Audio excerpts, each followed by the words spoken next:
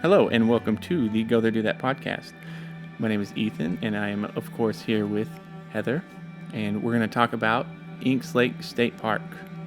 And so Heather has some vibes, information, all the fun stuff that you might need to know, and then we'll transition into the story time because we've been there a few times. So Yeah. if you ever think about checking it out, keep listening.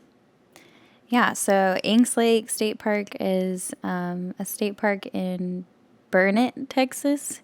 It's like, for us, it's probably the closest state park that we have to where we live. It's like less than an hour drive for us. But from Austin, it's an hour and a half drive. From DFW, that one's a little bit longer, so it's like a 4-hour drive. And then like the Houston area would be like 4.5 hours.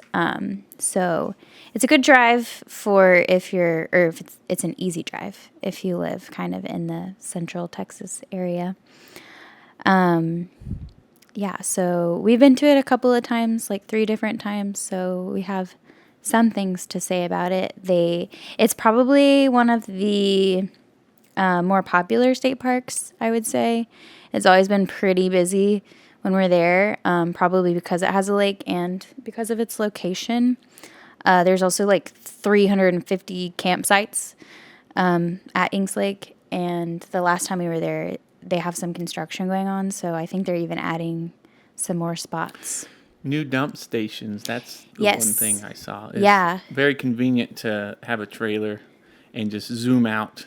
It's Yes. like lined up with the exit now. Yeah, And I'd so, never seen like yeah. a dump station like that. Like usually there's like one dump station basically, and then you just wait in line forever. But when you have 350 campsites, that's not an ideal like a Chick-fil-A situation. drive-through, but Yeah. dump station. But now there's like, Yeah. I think it was like 3 or 4 different stations, and yeah, you literally just like have 3-4 different lines, and then they go straight to the exit of the park. So yeah, it looks like that construction is going on, but the dump station was already ready. But some of the roads they're still working on. Anyways, so they also have cabins, but the cabins at Inks Lake don't have bathrooms. There is like a little bathroom close to where the cabins are, but you don't have like your own individual bathrooms. Several of the cabins are right on the lake. So like if you're ever booking there, you can kind of see, I always use the map view when I'm booking so I can see where the spot is. Although I've been duped by that before, not at Inks Lake, but where you think you're going to be close to water because that shows it on the map, but then Water's not there's always no water. accurate on maps. Yeah. The blue is not always water. Yeah. Go to satellite view, Yeah. but Inks Lake has always, it's pretty reliable that you're going to have water there. There's also like tent only spots. They have like full hookup spots. They also have just electric spots. They have just water spots. So a huge variety of campsites at that park. Definitely, I think it's most campsites we've seen at a state park. that's a lot. Well, we never really count, but yeah. Yeah. So, I did the last time we were there. I made a list of like some of the prime camping spots because somehow we got like a spot on the water this last time we were there. But we're like in this little cul-de-sac loop. And basically like any of the spots on the end of the cul-de-sacs, you have your own little like lake access portal. So we were in spot 90, and our spot wasn't as shady as some of the others around us that also had lake access, but we had this like the coolest little like dip down into the lake, and then like there's like a tree right over it, so it was like this beautiful little cove to watch the sunset. But basically site 87, 88, 90, 92 are all good sites in that little area, and you have your own lake access. We also drove around in like 43, seemed like a decent spot. But I wouldn't go, that's also in another little cul-de-sac. I wouldn't go further past that because it's kind of in this like, there's a lot, it's kind of, the water starts to get a little sketchy in that area because it was kind of like a little cove with like less flowing water, So the real takeaway here is if you're looking for a spot at Inks Lake, spot 90 was prime real estate. You just literally walk into the lake. If you're a lake person and just want to book Yeah. a weekend and want to be next to a lake, Yeah.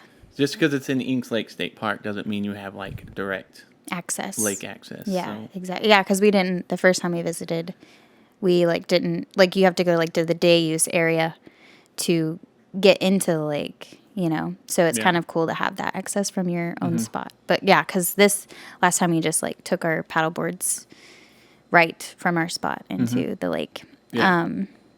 Yeah. Okay. So I talked about that for too long.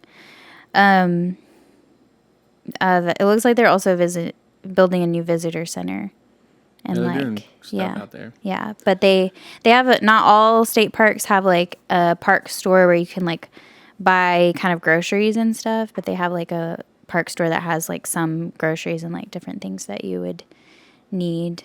They also have boat rentals. Well, not like an actual boat, but like you can rent paddle boards and kayaks and canoes and what are those? Little paddle boats. Paddle boats, yeah. I don't know. When you work together to propel it forward. Yeah. So they have different rentals With your feet. there. It's like $20 for the first hour and then $10 every hour after that. Wow. Yeah. Did you write that down while we were there? Or you just remember? I looked it up. Oh, okay. Yeah. But something I do remember that I didn't see when I looked it up was because I heard somebody asking when we were just like chilling by the water down there. But basically the store part closes at either 5 or 6. I think it closes at 6. But then they stop doing rentals at 5 because then you'll only have an hour to like use it and get back. So like you have to have your stuff returned by 6 because that's when they close. Because a family came up and like wanted to rent, but it was like too late. They couldn't rent for that day. Too little, too late. Yep. But yeah, so the vibes at Inks Lake, it is a good and popular park because it has like water access. That's like good to have in a Texas state park because especially in the summer it gets pretty warm. Actually, every time we've camped there, it's like pretty hot because we've camped there, I think in August twice, and then we've camped there in May. So Yeah. it's good to have the water.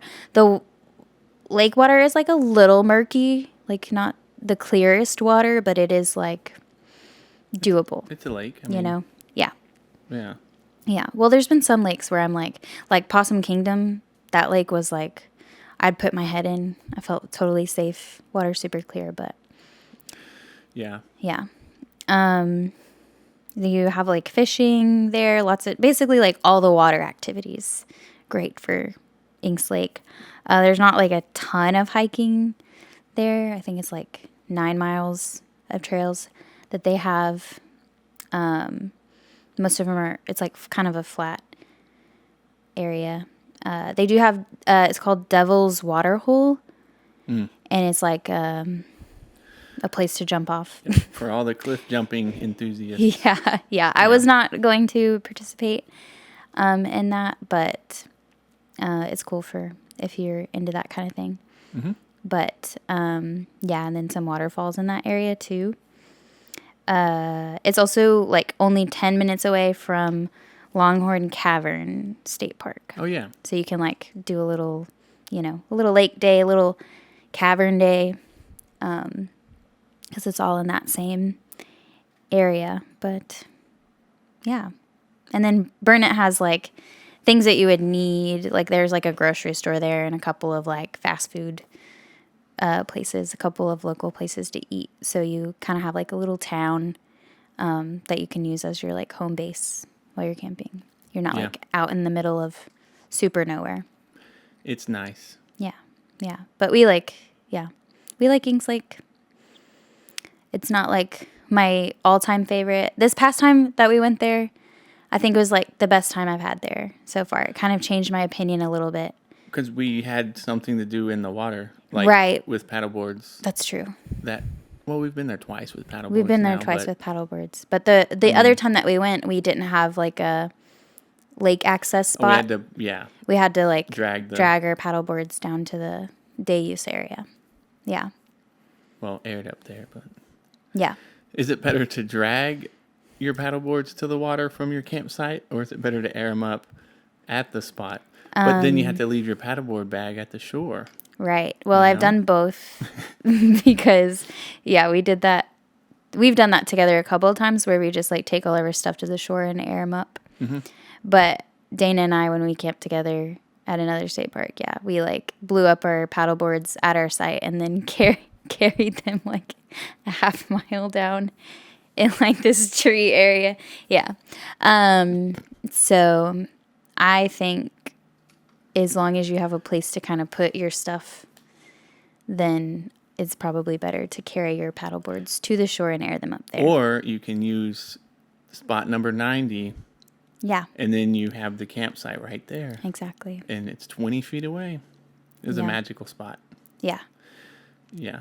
It's weird because there's spots at state parks that you really want, because as you're driving around, you're like, oh, that one's really nice. Oh, that one's really nice. But how do you actually like remember which spot? I write them down in my notes app. Yeah, you do. Yep. Yeah. But I think for when I remember. For Inks Lake, though, 90 specifically also is facing in the west. And so you get to see the sunset across the lake as well. Yeah. And so that was cool, too. Yeah. Like, it's, yeah. It was beautiful. Sunsets are much easier to stay up for than wake up at the sunrise. Sunrises, but yeah. Yeah, but it's cool. Yeah. So what are your overall your thoughts on Inks Lake? Good park. Mainly, obviously, it's in the name. The lake is the draw. The draw, yeah. It's like more crowded than some of the other parks, but yeah, the lake is great. They have lots of things for you to do there, especially with all the rentals. So like if you have your own like water toys, then it's great. But then even if you don't, you can rent them there. So I think it's good, especially like for families. Lots of families were there, and everything. But even if it's just like, you by yourself, it's like a good park to go to. Or if you're a couple. Yeah. Or if you have friends. Yeah. Or if you versatile just know people you want to go camping with. Yeah. Yeah. Anyone really. I guess. All are accepted. Yeah. And I like it too because it's so close. Like, I mean, even one time we went camping out there and we were like camping, but like my friend drove out and just like went paddle boarding with us because it's only like less than an hour drive. So she just like made a day trip out of it. Yeah. Yeah. So I know we're in Georgetown, but in relation to Austin, driving to Lake Travis, the amount of time you would need to like get there, like find parking. I don't know. We went to Lake Travis that's once, true. And it gets pretty busy. Yeah. And so like. And it takes us the same amount of time to drive to Austin almost. Yeah. Than to drive out there. Yeah. So it's like. Even though we live close. A little more. Accessible. Yeah. Yeah. It's less nice. Stressful. But I heard the expression that you should plan your recreation as much as you plan your work or business or whatever. And so just a little bit extra planning goes a long way. Like if you were to book a spot just for, like, I didn't know this, but like some people book the spot for like the next day so that they don't have to leave when they stay. You don't have to leave overnight. by 12, yeah. Yeah, or you could like even book a night there and you don't necessarily have to stay as long as you're paying, Yeah. So it's interesting. Yeah, but I mean, but you would still want to like cancel, I think, so that somebody else can use it. So don't do that. We saw people doing that next to us. Yeah, or they left because of the weather. Oh, that's right. That was when you brought it up. You were telling me that some people book for the next night so they don't have to leave by 12. Yeah. 12. So don't do that though, because the other people could be enjoying the spot. Yeah, but I mean, if you can also enjoy the spot. Okay. We're going to pause. Yeah, could y'all like do this another time or? Pause.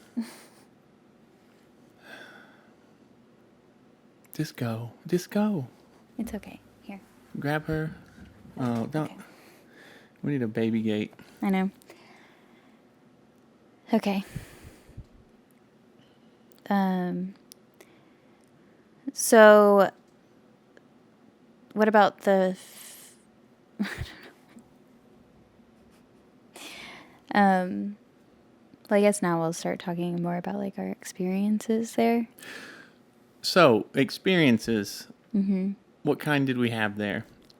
Well, we've been there three times. The first time, it's like a very significant park for us too because it's literally the park that we camped at for the very first time we ever went camping by ourselves together. Mm-hmm. So, yeah, it's a pretty significant park for us.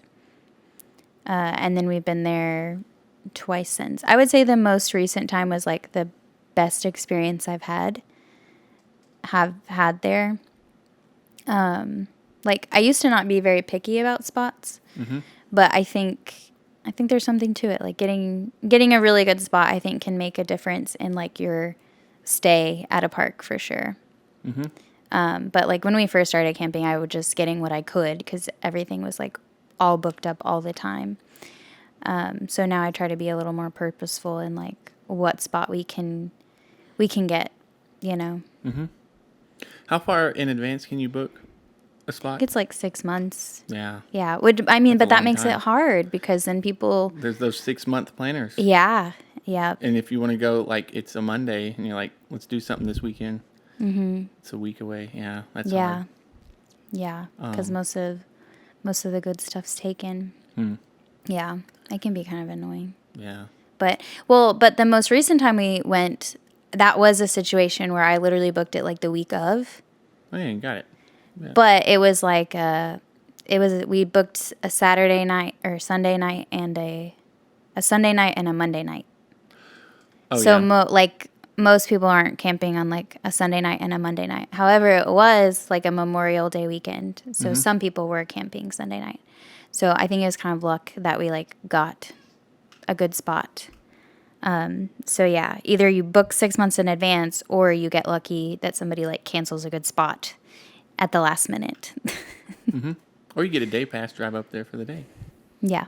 It's not that far. Yeah, that's true. So So what did you think like the first time we went camping there? Like what was your kind of like impression? Because you've been camping before that, just I not with me. Did go with my family a long time ago. To Inks Lake? Yeah. Oh, But we didn't stay. We showed up yeah. and I try to remember the story exactly, but we didn't have any boats or anything. Yeah, no water And toys. so we were like, oh, this is okay, I guess. And we swam for a little bit and then we left to another state park. Oh, interesting. Or we went to Junction, actually. Yeah. Yeah, because it's not super far. Mm-hmm. So that was my like experience with Inks Lake before Yeah. we had went back. And so then Yeah. us going with the intention of like, we don't have to swim. We can fish. We can do whatever. Mm-hmm. But Yeah, because the first time we Yeah. were there, all we did activity-wise, we like did hike, and then we went to Devil's Waterhole just to like see it, but I didn't want to swim in it, and then we fished. yeah. And so it was our first time camping, so that was significant. But I remember being a little like underwhelmed. Like actually, even like Dana asked me recently, like what was my least favorite state park, and it was before we went this last time, and I was like, I don't know, which is funny because she also like met us there that one time.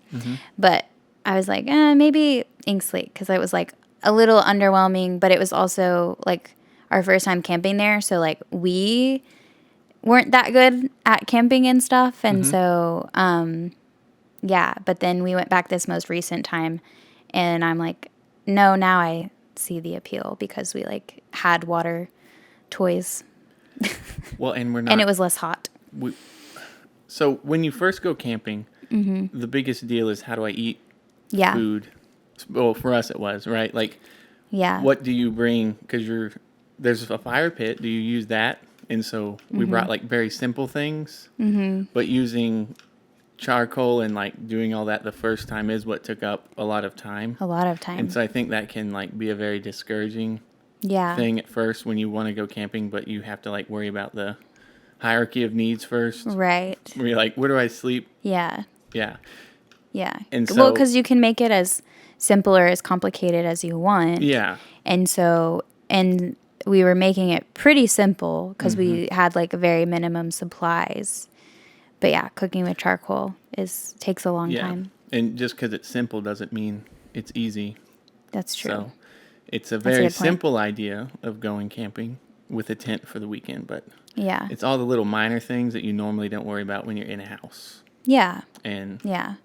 so that was what we spent a lot of time doing, but we still got to fish. And we were only there for a Saturday night and a Sunday morning, so like 24 Hours, basically. hours, yeah. So, yeah, it's weird whenever you're figuring things out. It feels like time moves much slower. It's like, wow, we did a lot. Right. we were In there. that small amount of time. Yeah, so that's like, I think camping has helped me figure out that when you are like using your brain, like not on your phone, Yeah. and just being outside and being, even though it can be anxiety inducing, not having the comfort around of like, I'll deal with this later because you have to deal with it now, like finishing this hot dog meal, like cooking. It's just warming up. Yeah. It's not with a burner that you have. Like, Yeah.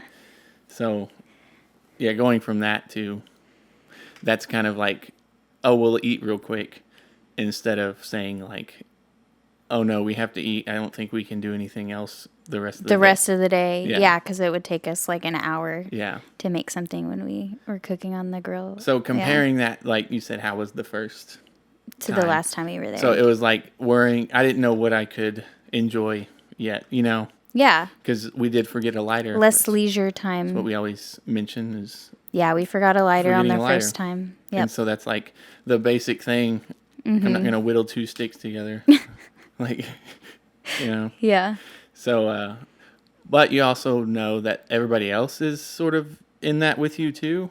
And there's experienced campers they always have stories of like, yeah, the first time we went, Yeah. like, or as we grew, as we developed, like every person that's been Camping Camping a before lot. has a story, yeah. has crazy stories about Yeah. things. So Well, I like going Crazy. camping too to see like people's different like setups and stuff. Like it's always so interesting to me because yeah, there's some people that you'll see and like they literally like you just see their tent and then like they're gone all day. And they just like come back and sleep in their tent and that's how they camp. And Yeah. then you'll see like a family with like they have like a fifth wheel shelves. and yeah, like they have a whole like gazebo cabinets. that they set up and like lights and like a whole setup, a rug out and like a fence for the dogs, like a whole setup for like the weekend or whatever. Yes. Yeah, it's So I interesting. think you start out in a tent most every time. Like that's what you should do. That's the cheapest option. Yeah, to get started camping. And then you develop out of, say, I hate everything. The things I hate about tent camping, I'm going to adjust my camping accordingly to where I enjoy it. Like, I'm going to maybe get a fifth wheel one day, or I'm going to get a bigger tent that I can stand up in. Or you say, I love tent camping. Actually, I don't like it. I just wish it was smaller enough for me to fit in. Yeah. And then go camping And that's all day. you need. So you do develop your own style Yeah. over time. Yeah. Too, and that's what's also fun because it is tough going into something not knowing what you even like about it, though. I guess that's the same as like anything really, like finding a career or whatever. But that was like another hard thing Yeah. about camping at Inks Lake for the first time, because that was like our first go there, do that camping trip, and then the night, like we camped that night, and then the next morning you were like, okay, let's sit down and talk about this because we're going to make a video for like every state park. And then I was like, what do we talk about? Like, we don't, like, this is literally our first time camping and we know nothing. Like, we're silly. Like, I don't know. Yeah. And so that was like hard for me because I didn't know what to say and I just wanted to go. So you don't have to be an expert in things all the time. That's kind of the point too, is like, why would I go camping if I've never done it before? Because I don't know what I'm doing. Mm-hmm. It's the same thing. Mm-hmm. Like, why would I talk about this if I don't know what I'm doing? But it's like, well, that's what... Talk about what you don't know. That's what we talked about. Like, yeah, that's true. I mean, we're not even experts now. Like, we are still learning and just doing new stuff. But the main... Well, there's several main reasons to have the van. Mm-hmm. I just thought of... We usually say it's for the dogs, like... when we brought Danny and O'Malley and O'Malley now. So they could be more comfortable, yeah. And Smoosh as well. Like, we can't put a litter box in a tent. Yeah, Smoosh never went tent camping. Nope. And he's spoiled rotten. Mm-hmm. So, but also the cameras. Yeah. Like, having those in a tent was dangerous because if it rains or something, then that's like a huge risk in itself. So, a self-contained, lockable thing. Yeah. Better option for sure. Plus, when we first were doing this, we both had full-time jobs where we worked at a place, like not working from home. Mm-hmm. And so it was much more efficient. We had like less time with vacation days and stuff. Yeah. And so it took a lot less time to, book a place and it widened our possibilities of staying at places because you can't tent camp in a Walmart parking lot, but you can park a van there overnight. Yeah, you can boondock in your van. So, yeah, even though that's getting less common, I'm seeing it's not as allowed. I don't think. So, Cracker Barrels as well. But the point is, versatility is why we got the van, and it was like a. So far, well, because we realized that we liked it. Yeah. Like we loved camping. With the tent, and so we were like, well, what if we just like made this easier on ourselves? Like in theory, that you go like more. Yes. Often, Yeah. Oh yeah, because the camper trailer was additional cost of renting a space. Yeah. And yeah, because we I was like, let's just buy a van. Pretty much right away. Before we even were doing Go There, Do That, before you were like, hey, let's do Go There, Do That. Like, I was like, can we buy a van? Because my friends had bought a van. And you were like, we should probably not do that right now. And then so we went tent camping first, kind of in preparation. But I think we always kind of knew that maybe that was like the end goal. End goal. It was one of the objectives. Yeah. Yeah. To have. Yeah. It's a cool form of camping. I mean, so that's Inks Lake. That's and we have a van, and we took it there, and that was nice. Yeah, we've tent camped in Inks Lake, and we've van camped in Inks Lake. Yeah. Yeah. So. And I do remember though our first time camping in Inks Lake. Like I'll never forget. Our first night camping because we didn't use a rain fly. We had like set up this like makeshift rain fly thing, but then it was too hot. And so we took it off because we were like, I'd rather have like a breeze. And it doesn't seem like it's going to rain. And then when we like got in the tent that night and then we turned off like the lights inside the tent and then you just like look up and you see the stars and it was like, I just remember that moment being like, okay, I think that we should keep doing this because like you're literally sleeping under the stars and I feel like there's something to that. You forgot that you weren't just a teacher for a second. Yeah, or like how stressed out I was and everything. everything No, going on. you realized you weren't just a teacher, not forgot. You're like, I don't know if I'd realized it yet at that point, but yeah. Well, so anytime But it was the beginning. anytime anyone's able to see the stars at night very clearly, you're not thinking about anything else for a little bit. Like, if you recognize like what those are, Yeah. you know, it's not just like not like a roof of a building that's pretty, you know, like they're way up there. Yeah. But that's what's weird about. It was like a part of like what made me want to keep doing it though. So just something 45 minutes away from town. Yeah. From a big city. Like not that far from home. Yeah. Yeah. So another reason. Heather likes stars. I like stars.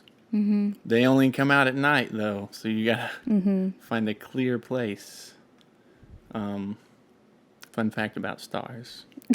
You can really only see them at night. Yeah. Now I have the song like stuck on a loop in my head. What song? The stars at night are big and bright. Oh, the Da, da, Texas. da, da. Yeah. What is that from? Do you know? I've always heard Deep it. in the Heart of Texas song. But like, I don't know what it's from. It's just like our anthem. oh, You know? You know what Texas means? The name Texas? No, I guess not. Tejas? I believe it means friend. Like, Oh. yeah. It's funny because we're not friends. Texans. No, well, like Texans are friendly, but we also have the thing where we're always like one step away from being like, we'll just do this ourselves. I'm about to step out of this whole system. Yeah. That's what's weird about being from Texas, which I think with a bigger state, you're less likely to leave it because, you know, it's big. I guess so, yeah. To get out of, like... Yeah, it's like, well, we got moved everything I we need. moved 3.5 hours away. Like, that was enough. If I don't have Some people, if everything- they did that, they would move states. Yeah. But we just moved across the state, yeah. Yeah. So, like, that's crazy. Right. And I'm like, if we moved any further, we would never see anybody from, like, our family ever again. Well, yeah. And it's weird how in Texas, though, like, half of the trip to getting anywhere is... Literally just getting leaving out. Texas. Yep. And so that, like, doubles your time. Yep. To go anywhere. By choosing to stay here, yeah. And so then, I mean... But at least we have lots of state parks. So you either get upset about living where you live, or you say, I got everything I need. This is better anyways. Yeah. And so then you start to develop that. Everything's bigger here anyways in Texas. Oh, that's like where we get our ego from. Our Probably. Texas ego, yeah. I don't know. Like, Yeah. It's just like, this is good enough. But it is great. And that's the thing, too, is it has a lot of beautiful, wonderful I'll always have... Yeah, there's things. definitely some things where I'm like, come on now. But, yeah, you have this, like, ingrained... Like, it's like one of those things where it's like, well, I can talk about... You know, I can talk about my family because they're my family, but you're not allowed to say anything about it. And it's like the same way with Texas. Like, I can talk crap about Texas sometimes, but if somebody else that isn't from Texas is talking crap about Texas, then I'm like, excuse you? This isn't meant to, like, offend anyone because I've grown up in Texas, but it's weird born and raised in Texas.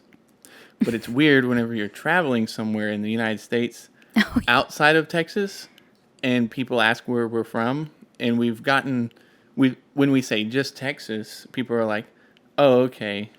Oh, yeah. But then when we say we live in Austin, and then they're like, oh, okay. Yeah. So then they're slightly more receptive Yeah. outside of Texas. More receptive if you say Austin. But inside of Texas, If you're from Austin, then it's like, Austin, then it's like, oh, okay. Yeah. So it's this That is weird funny. mix of opinions that we've faced.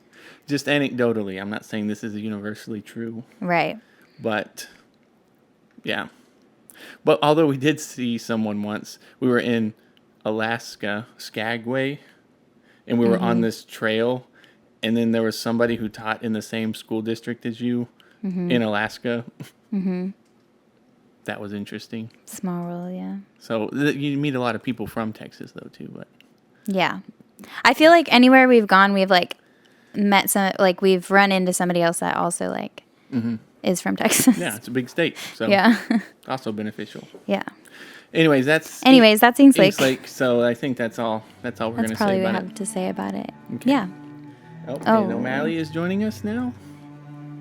No, he's just sleeping on the couch. Okay. Yeah. Time to go to sleep for O'Malley. That's the end of the podcast. So tune in next time. We're going to be dishing these out more frequently now. So. Our next state park to talk about is Lake Somerville. It's another one close by in the area. Yep. So see you around. So long.